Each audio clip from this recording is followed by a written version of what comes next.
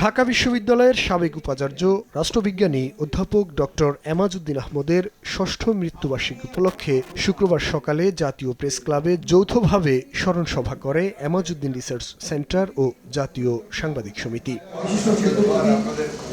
সভায় বক্তারা বরেণ্য এ মানুষটির জীবন ও কর্মের উপর আলোকপাত করেন। বলেন, বৈষম্যহীন সমাজ গঠনে সংকীর্ণতা দূর করার শিক্ষা দিয়ে গেছেন অধ্যাপক এমাজউদ্দিন আহমদ। আমাদের মতো মানুষগুলো বিশ্ববিদ্যালয় দিয়ে পরিচিত হয়, আর কিছু উপাচার্য থাকে কিংবা শিক্ষক থাকে যাদের মাধ্যমে বিশ্ববিদ্যালয় পরিচিত হয়ে ওঠে।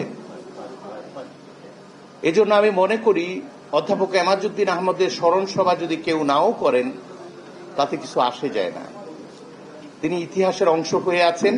এই বিশ্ববিদ্যালয়কে একটি বিশ্বমানের বিশ্ববিদ্যালয় হিসাবে গড়ে তোলার এক নিরন্তর সংগ্রামে লিপ্ত ছিলাম, এক নিরন্তর একাডেমিক সংগ্রামে লিপ্ত ছিলাম।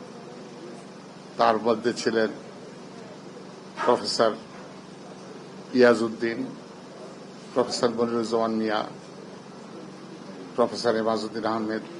বিদ্যমান রাজনৈতিক পরিস্থিতি নিয়ে কথা বলেন বিএনপির মহাসচিব মির্জা ফখরুল ইসলাম আলমগীর। বলেন, জুলাই আন্দোলন শুধু জুলাই কেন্দ্রিক নয়, এটি বিএনপির 17 বছরের ধারাবাহিক আন্দোলনের ফসল। জুলাই সনদ তো আমরা স্বাক্ষর করেছি একসাথে, যে সমস্ত দলগুলো আমরা আন্দোলন করেছি একসাথেই স্বাক্ষর করেছি, এবং জুলাই সনদে প্রতিটি অক্ষর আমরা বারবার করে বলছি যে আমরাই বাস্তবায়িত করব।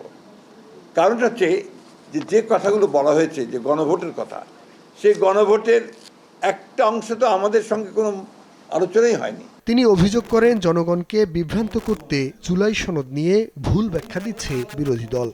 ডেমোক্রেসি থাকতে আমাদের প্রবলেমটা কোথায়?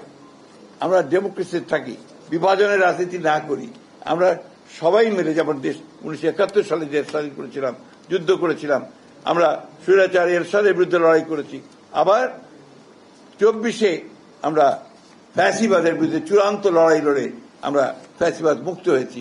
সংকটে ও সংগ্রামে ডক্টর এমাজউদ্দিন আহমদের দেখানো পথ আগামী দিনের পাথেয় হয়ে থাকবে বলে জানান বিশিষ্টজনরা।